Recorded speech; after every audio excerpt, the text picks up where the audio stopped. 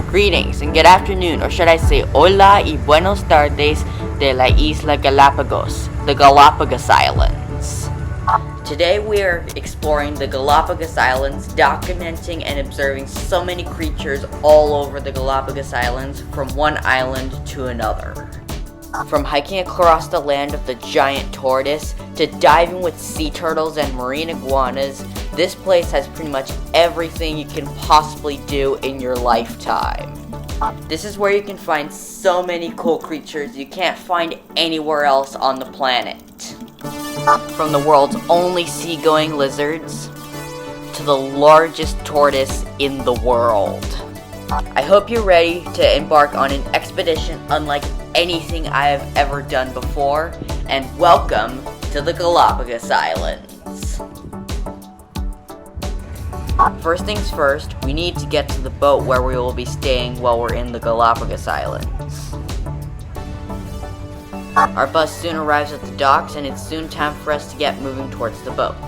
I didn't film the process of us getting loaded into the dinghy as I didn't want to risk losing my phone, plus it was requested that we don't use our devices while we are getting on and off.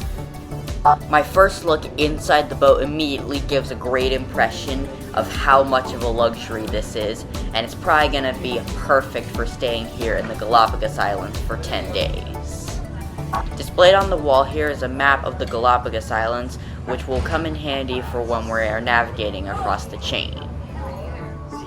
Upstairs we find the room I'll be staying in, room 9, where we will be staying for the entire duration of our stay here in the Galapagos Islands.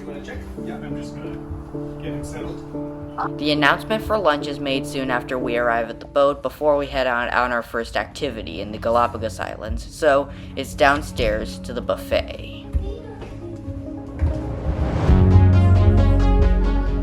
Lunch here on this boat is served in a buffet-style selection with a wide variety of options.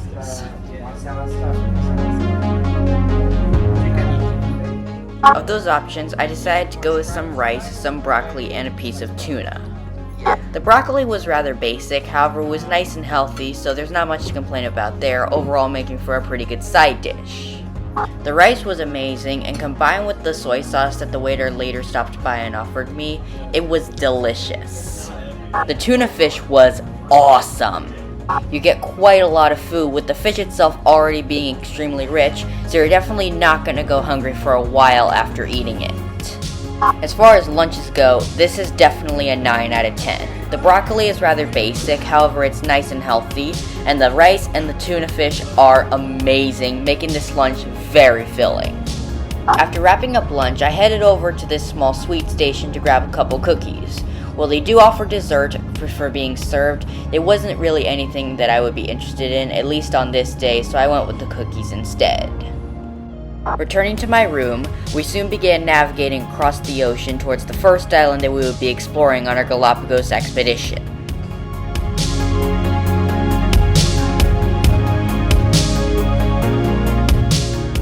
Looking back, we can get a view of the island that we were just at fading into the distance behind us.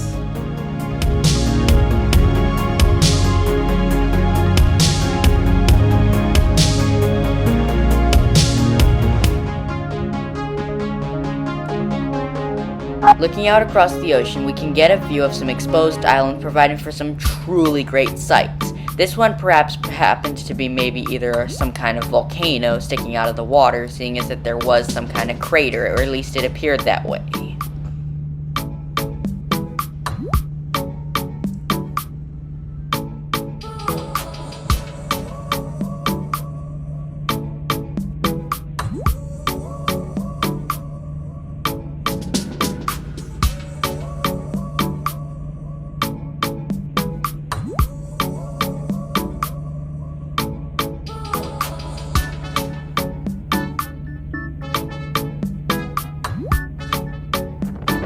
As we cruise across the ocean, I decided to head right to the top of the boat in order to get the best shots I could of the ocean, a couple of frigate birds flying over the boat. I'll explain more about frigate birds later in this expedition.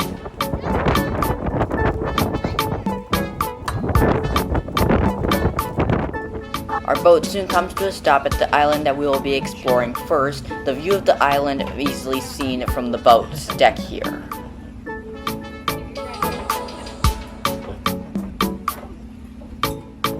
It's not long after arriving on the island that we prepare to make our way towards the land so we can explore the cool creatures of the Galapagos Islands and get our first glimpses of them.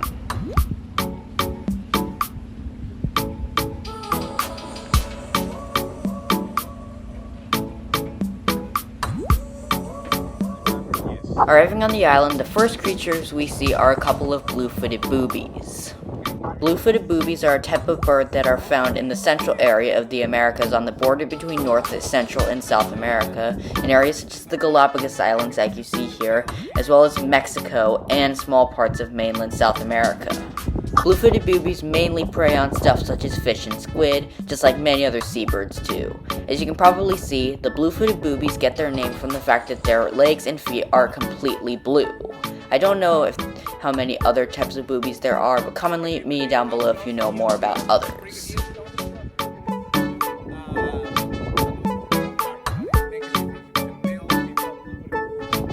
The next creature to see was a frigate bird. My guide Jimmy informed me that there were two types of frigate birds found on the Galapagos Islands, named the magnificent frigate bird and the great frigate bird. This one had to be a female because of the white head. The key difference to tell magnificent frigate birds and great frigate birds apart is because magnificent frigate birds have purple feathers dangling off their head, while great frigate birds have green feathers dangling off their head. The key way to tell female frigate birds from male frigate birds is that females, as briefly stated before, have a white head, whereas males are almost completely black and have something that comes out of their neck that you'll get to see later in the video. Continuing on, we soon spot some more blue-footed boobies nesting, and this one apparently was a mother that had already had chicks. One thing that's kind of foul is that oftentimes the chicks will try and compete with each other for food. I'm not going to explain a whole lot more than that because it's kind of a harsh thing to hear. We soon continue on with the hike across this island, the sun setting in the background.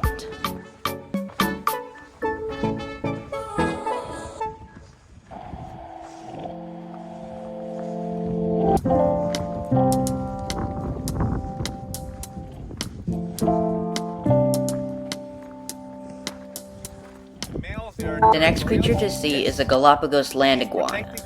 According to my guide Jimmy, males are territorial just like with many other creatures and will make sure to protect their territory at all costs, and also their main food source is cactus trees. However, they will go after some other vegetation such as flowers and other plants.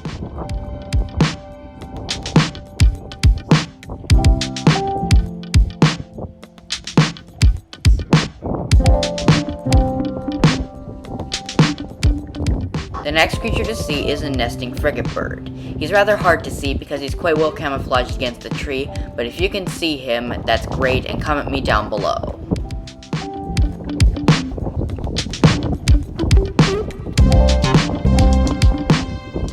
Now this is the one thing that I mentioned earlier briefly that male frigate birds can do. Male frigate birds have a red wattle under the chin that they can inflate to create a giant balloon on their chin.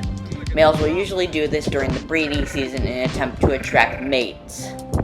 Now that's a cool feature for a bird. That's really cool, huh? Now, look at the dinosaurs.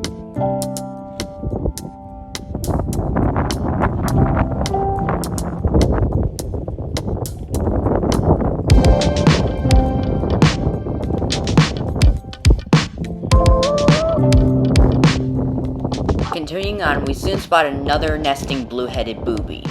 It's, I think, pretty clear that this was the breeding season for quite a lot of birds here, with the frigate birds doing their impressions for mating, and a lot of blue-footed boobies nesting.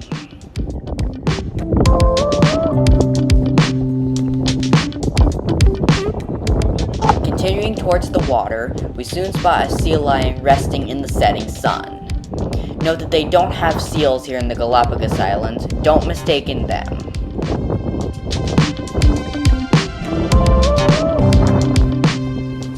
Continuing on across the island and towards the water, we soon spot the first of the creatures that I was mainly here to see, the marine iguanas.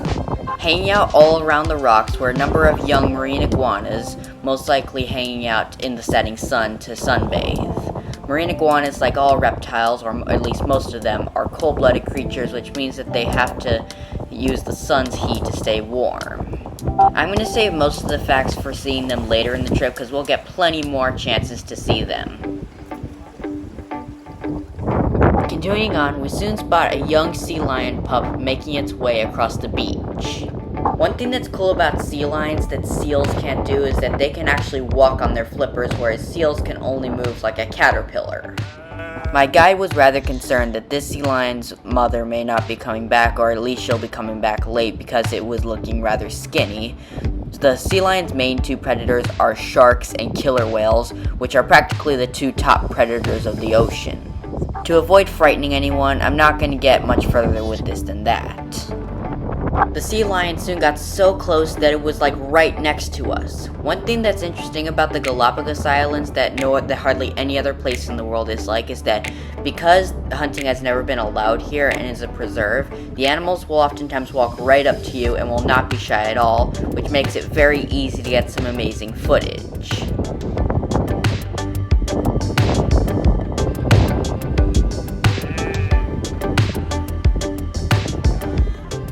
The baby soon spot what he maybe thought was his mother, however, getting close, there would be eventually a bit of trouble. The adult sea lion eventually got a little frustrated with the pup and told it to move on, emphasizing that actually this ended up not being his mother, but rather just some kind of strange sea lion that he ended up intruding upon the space of. The sea lion and pup eventually spotted another adult sea lion, however that one too later chased it off, which meant that both of these were not his mother. Who knows when his mother will come back, if she ever does. Continuing on, we soon spot a mother sea lion nursing her pup. Note that this is actually a different pup from the one we just saw. At least those two were doing okay together.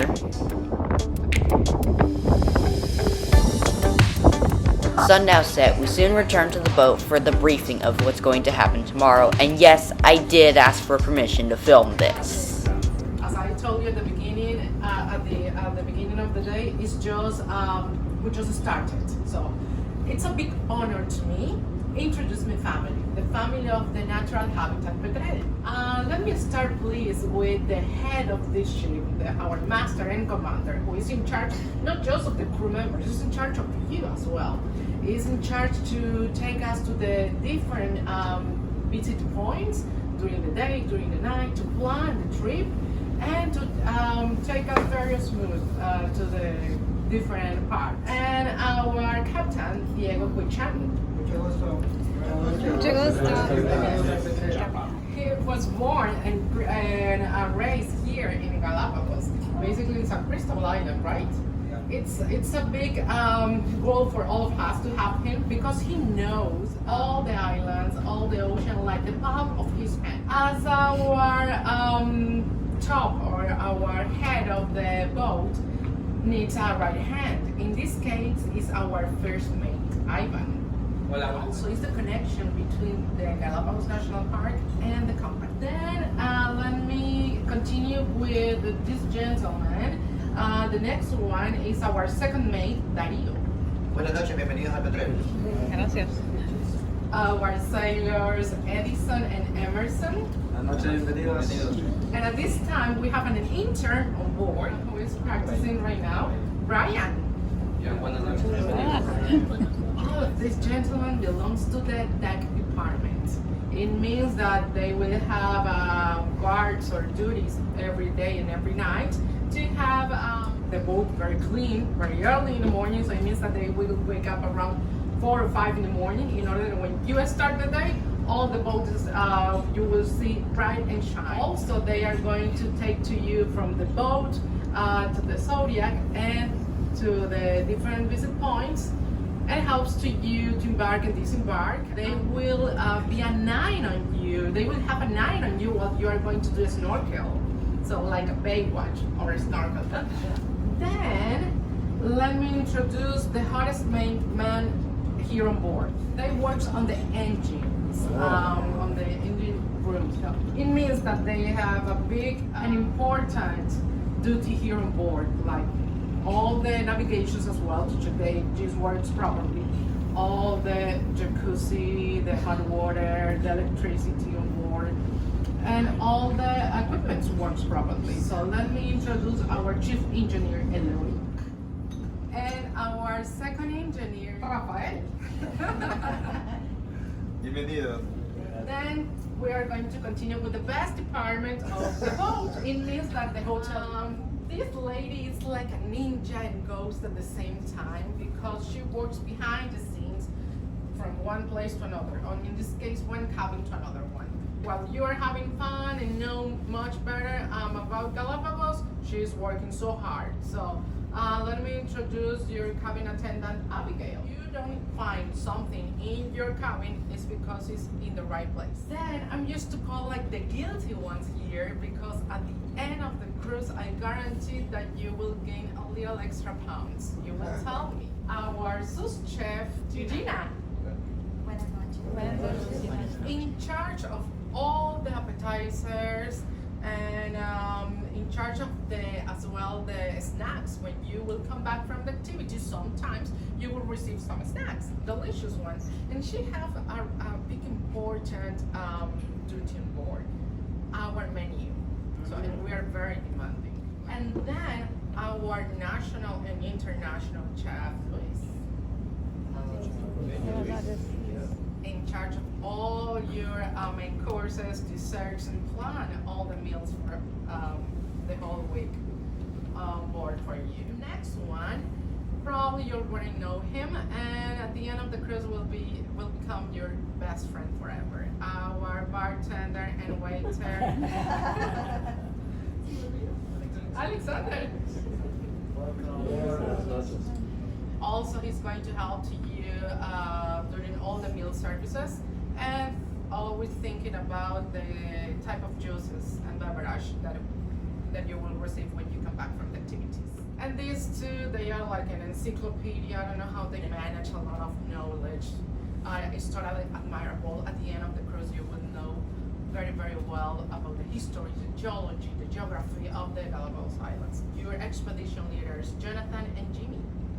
Salud, amigos. Salud. Welcome to Galapagos.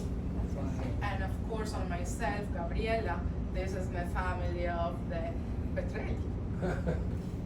Cheers. Sorry the showing of the intro took so long. It's now time to get to the briefing. See. Yes. Yeah. Right, let me tell you that tomorrow is better. It's a better day. Tomorrow, my friends, we are going to visit Isabela Island in Fernandina. We have two different locations, two different islands, all of that in one day. Alright? Means that we're gonna see different kind of backgrounds, volcanoes, mangroves, sandy areas, rocky terrains. So it's a lot of stuff to see tomorrow. We already have the information that we give you in detail, the time and what you need to use, what time we are starting, and so on. Alright? So here we have this beautiful map of the Galapagos. Just so that you know, Captain is moving the boat for only 10 minutes to an area a little bit. We are right here, see, in the center part of the Galapagos, and we are going to have a navigation overnight, all the way to the west part of Isabela Island to Punta Vicente Roca. We expect to be there between 5 a.m. in the morning, no more than 6 a.m., right? So it's a overnight navigation. And we are going to spend the morning on this beautiful location, right? So what we're gonna do here, in the morning, we have two activities for you on this beautiful place. The first one, it is a panga ride. We are going to get to the tenders, to the dinghies, and we are going to spend more or less an hour, 15 minutes. We are going to scan the shore, right, all the way around the rocks, with the idea to find some seabirds, probably the fur seal, finger crossed, and we may find some penguins, the Galapagos penguin, and some more marine life that we may find there, alright? So, remember that once we're gonna do the panga ride, we don't need any kind of shoes unless you want to have some any kind of shoes or socks on this activity path. Barefoot, we suggest to do it barefoot as well. Bring any kind of cameras, cell phones, GoPros, your big cameras, don't leave your cameras behind. Binos, if you have your binos, don't forget to bring your binos, that is very helpful as well. Don't forget to refill your bottled water, please. And always apply sunblock. If you would like to use long sleeves, long pants in the morning, that also it helps you to stay also warm. Remember that we are during the cold season. So 1 hour and a half, probably 1 hour, 45 minutes exploring this area, and then we're gonna get back on board. But sorry, first of all, we're gonna have breakfast. I forgot to mention that, my bad. Breakfast first, and then we're gonna go to do the panga ride. The breakfast, in this case, I will suggest everybody to be on time for the breakfast at 6:30. After breakfast, we can double check that we are ready for the activity.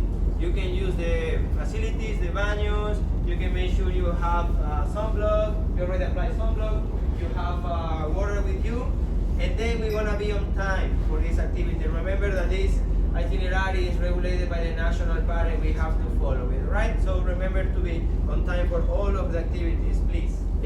Once we get back on board, we will have half an hour break, right? And then we will call you again in order to have the speech about snorkeling. That's all the briefing that I'm going to go over in this video. I am so sorry this briefing took so long. There was quite a lot to include, and I'm not sure how much short I could have made it. Briefing now finished, it's time for dinner. A bowl of popcorn was laid out on the table, which made for a great snack while we waited for our main course to be served. Some soup is soon delivered, and it was alright. I decided to pass on much of it though, as it actually wasn't my kind of soup. For a main, I decided to go with the steak. As I expected, the steak was awesome. The meat was well seasoned, and it was juicy and very tender, making for a very fulfilling entree. It may have been a little bit too spicy for my liking, but overall, it was a very decent entree. As far as dinners go, I'd probably say that this is maybe an 8.5 out of 10. The entree itself was amazing, however the appetizer, that being the soup, was not quite the way it would have been for my liking, but that's just down to personal preference. Returning to my compartment, our boat soon starts navigating and it's soon time to settle in and get comfortable to get a good night's rest to recharge ahead of a big day of exploring tomorrow.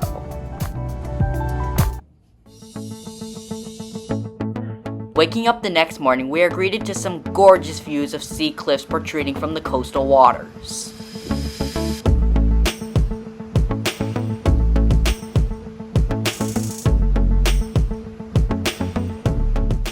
Waves crash against the shore, with each crash against the cliff causing an enormous splash as the waves hit the shore.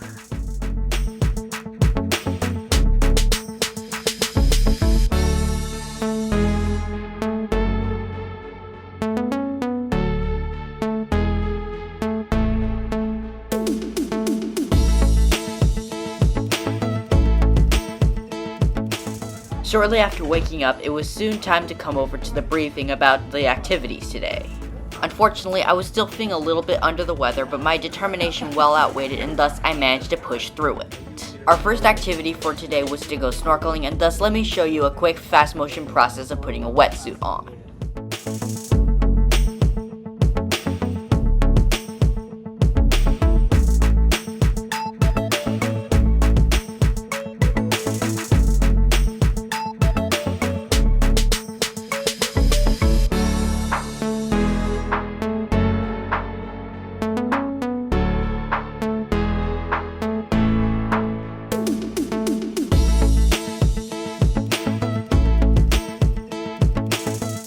Heading out on our expedition, I didn't manage to film us on our way out because I didn't want to risk losing my phone, but I did manage to film us getting into the water, which is certainly cool.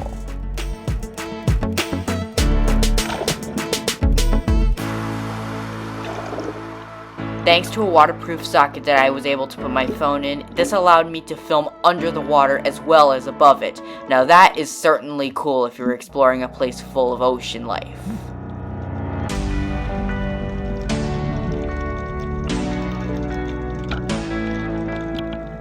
Down under the ocean, there is just life everywhere. Animals, plants, algae, everything. Dozens of species of fish live off the coast of the Galapagos Islands. Among them are parrotfish, king angelfish, Mexican hogfish, zebra moray eel, and many others. It's tough to get great footage of fish, especially when they go in and out of those rocky crevices. However, whenever I can, I manage to get some shots of them. There are so many other species of Galapagos Island fish that I don't even know the names of, so if you identify a fish, then comment me down below. I'll try my best to see if I can get the name of this fish species right, but if I get it wrong, comment me. In addition to all these species of fish, algae was growing everywhere on pretty much any rock in my sights. Algae is an organism that will grow pretty much anywhere there is water, and the ocean is no exception. Algae provides a food supply to a lot of organisms such as damselfish and even parrotfish, but sometimes if there's too much of it, which there luckily wasn't apparently, it can make coral and a lot of other creatures extremely sick. Some types of fish like damselfish will even find a great algae patch and claim it as their own and will be very territorial and try to chase away any other fish that will try to eat it.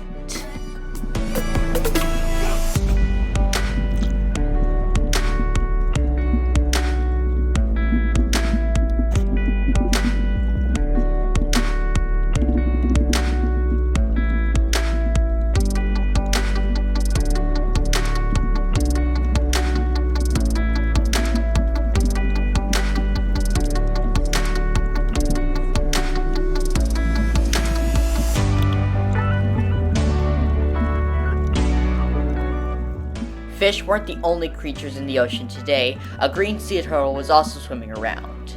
Sea turtles are some of the largest reptiles in the world. Some species, like the leatherback, have been known to use ocean currents and travel great distances across vast open oceans. Like many aquatic animals, sea turtles have to come to land in order to breed. When the younglings hatch, they have to try and make it to the water before predators do, oftentimes getting caught and eaten.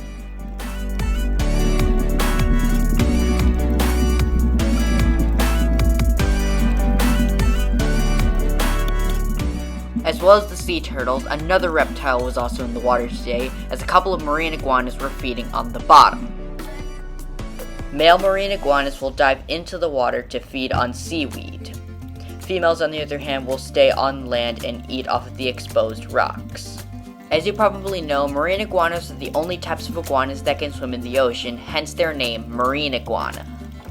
Because they don't have webbed feet, they primarily rely on their tails for swimming, as you can probably see with this guy swimming in front of me here. We'll explore more of the marine iguanas later in the expedition, however that concludes the snorkeling. Arriving back at the yacht, it's time for lunch.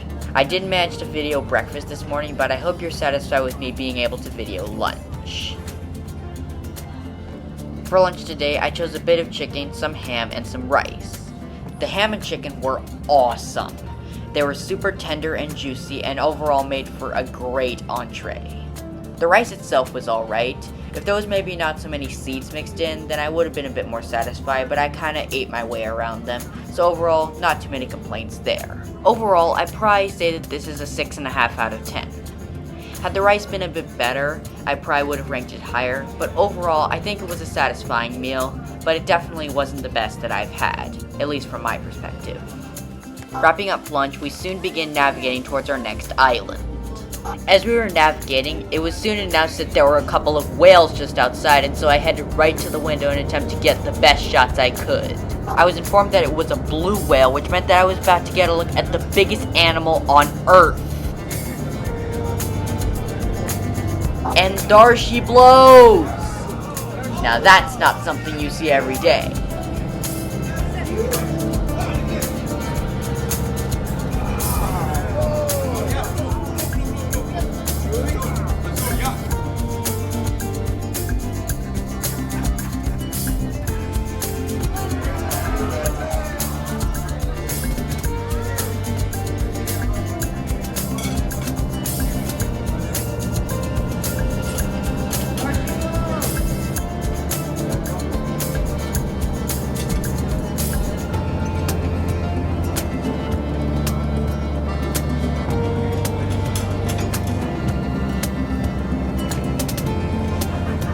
Wow, I can't believe that I just saw a whale. You should probably keep your eyes out whenever you're in whale territory. With a little bit of time to kill before our next activity, now is a great time to give a tour of the bedroom on this boat. Closing the door behind us, we can step inside to get a great look at this luxury room. Much like the rest of the boat itself, the room itself is quite spacious and quite luxurious. There is more than enough space to move around, and so you will never feel cramped when staying in this room. Located on the side closest to the door is the bed. The pillows are extremely comfortable, as is the rest of the padding on the bed, making it for a perfect place to hang out when you are sleeping.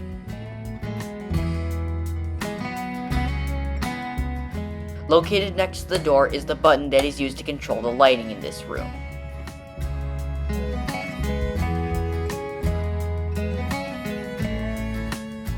Located in these few pockets up here are a couple of controllers. The first of these is used to open and close the windowsill.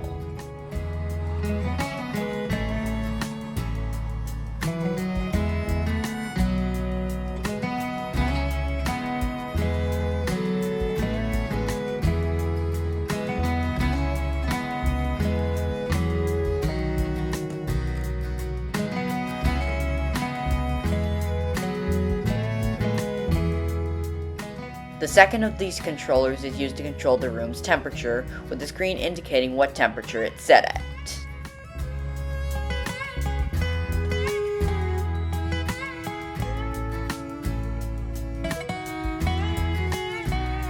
On the other side closer to the window is the bathroom and sink. The sink is clean and quite functional. However, because I am across the border from my normal country, I refrain from drinking water from here as it could make yourself very sick. Definitely make sure to keep that in mind whenever you're traveling across borders. Located next to the sink was this telephone that you could probably use to call your attendant.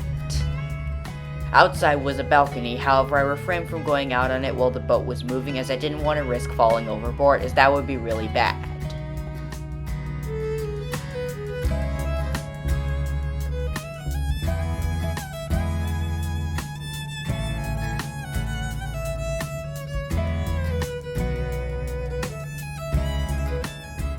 Located right next to the bathroom is this small closet, which comes in handy for storing things as well as having a couple of other safety things in it.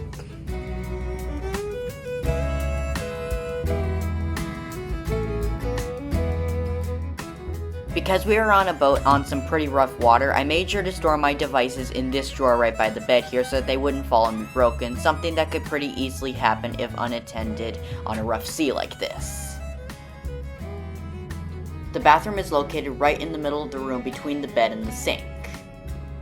Unlike most of the rest of the room, the bathroom really doesn't offer much space, and it is rather cramped to stand in, however there is just enough to properly use it. Sitting down on the toilet, I only have about maybe a couple of inches between my knees and the door, which is just enough to use, but not ideal if you like to stretch out while you're using the bathroom. The shower is located right next to the toilet.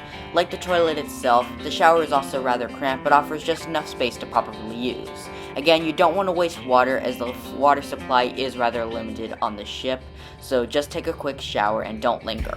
Before finishing up the tour, there's one final important thing that I should cover up.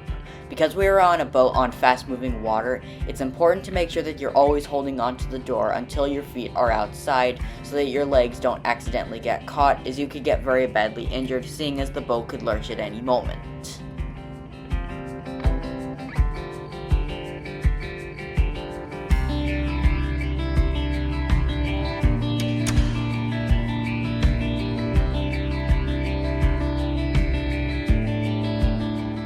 As well as the rooms themselves, the hallway is quite well polished, giving people a sense of luxury whenever they climb aboard, and it honestly feels almost like a first-class hotel floating on the water. I'm certainly impressed with the luxury on this yacht, so congrats. We continue navigating across the open ocean between the Galapagos Islands, with the islands visible in the distance, providing for some absolutely stunning views. To get the best views of these sights, I soon headed straight to the top of the boat where I would spend some time relaxing while enjoying these vast open ocean views, islands protruding all around in the distance. With so much to see, I'm finding it nearly impossible to capture all in this camera, so that's why I'm going to take a break from narrating and suggest that we take a look at these absolutely stunning ocean views.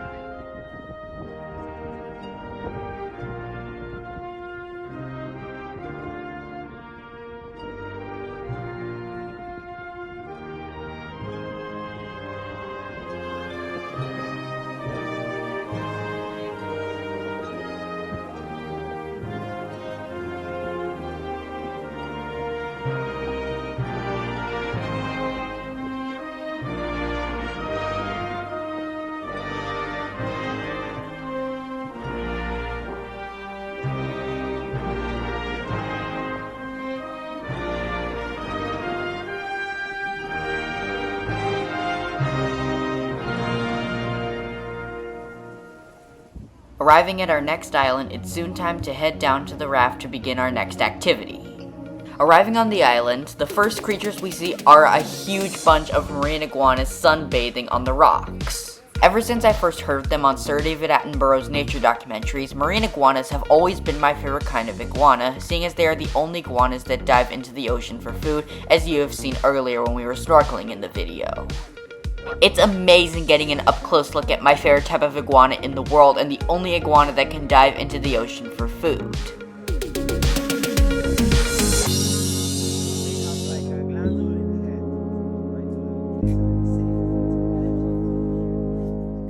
Continuing on, we soon spot a red rock crab making its way through the roots. Red rock crabs are a type of crab from the Galapagos Islands and have a symbiotic relationship with marine iguanas. Red rock crabs will climb onto sunbathing iguanas and eat the dead skin and parasites off of them. That way both of them benefit. One of them gets fed, that being the red rock crab, and the other one gets cleaned, that being the marine iguana. That's what's called a mutualism symbiotic relationship. Continuing on, we soon spot yet another huge bunch of marine iguanas sunbathing on the sand. Marine iguanas, being cold-blooded, will sunbathe whenever it's sunny outside after diving into the ocean for food. This allows them to warm their bodies, seeing as unlike warm-blooded animals like mammals and birds, they can't create their own heat, which means that whatever temperature it is outside, it is inside. Sometimes the iguana colonies can get so dense that they have to climb over or squeeze between one another in order to get around. Imagine if it was so crowded that you had to climb over someone else to get around, or if someone else had to climb over you to get around. That certainly would not be pleasant. The next creature to see is a swimming sea lion swimming around in the tide pools. As you probably know, sea lions are expert swimmers, with their flippers coming in handy for twisting and turning very rapidly through the water. This helps them catch prey like fish and escape predators like sharks and orcas. This one appeared to be a young one, perhaps a juvenile, learning how to swim for preparation to head out to sea later in his life. Young sea lions will oftentimes use tide pools as places to learn to swim before heading out into the open ocean.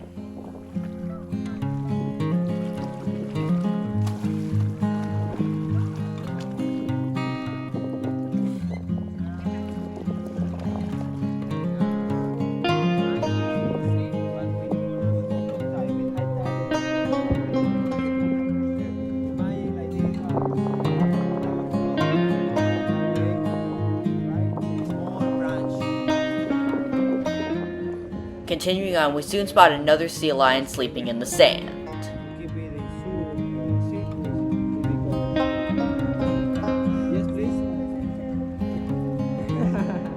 Turning our attention back to the marine iguanas, there's one fact that I should cover up. One thing about marine iguanas is that because their seaweed they eat gets so salty from the ocean, they sneeze out the extra salt, as you just saw here. Here, let me show you a slow motion shot of that on how it's done. See there? They kind of blow out the extra salt right through their nose. Found all over the sandy shore were old sea urchin spikes left over from sea urchins who had died and gotten washed ashore. Sea urchins are a type of invertebrate from under the ocean that are covered with spikes like these couple of old here. Some of them are poisonous and their spikes sting, so definitely don't touch them.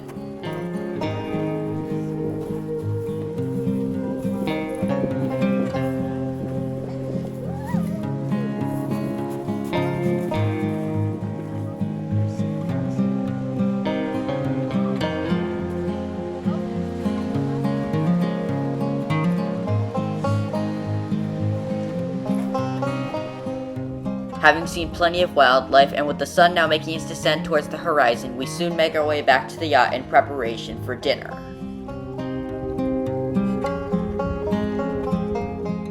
The setting sun provides everything in an absolutely gorgeous orange, and is an absolutely gorgeous thing to watch while we are making our way back to the yacht.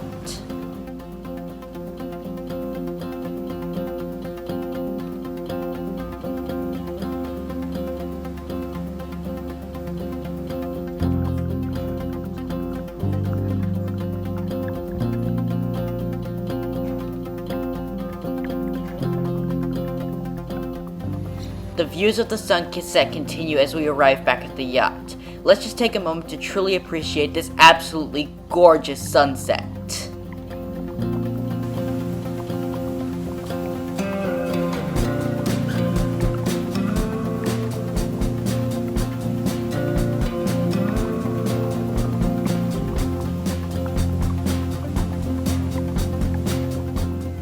Unfortunately, some clouds did block the sunset a little bit. However, whenever the sun did peek through the clouds, it was absolutely a gorgeous sight.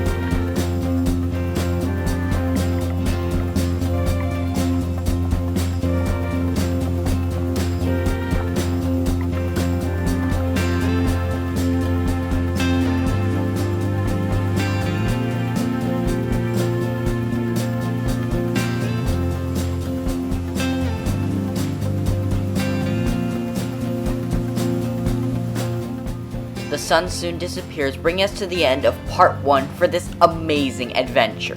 In the next video, we will be right back here in the Galapagos Islands to pick up where we left off on this absolutely amazing expedition. If you enjoyed part 1 of this epic adventure, I suggest clicking a like and subscribing to the channel if you haven't. I hope you are excited about some of my upcoming plans, because there's quite a lot to look forward to in the future for this channel. Anyways, that concludes today's video. I hope you enjoyed exploring, and I will see you all next time. Take care.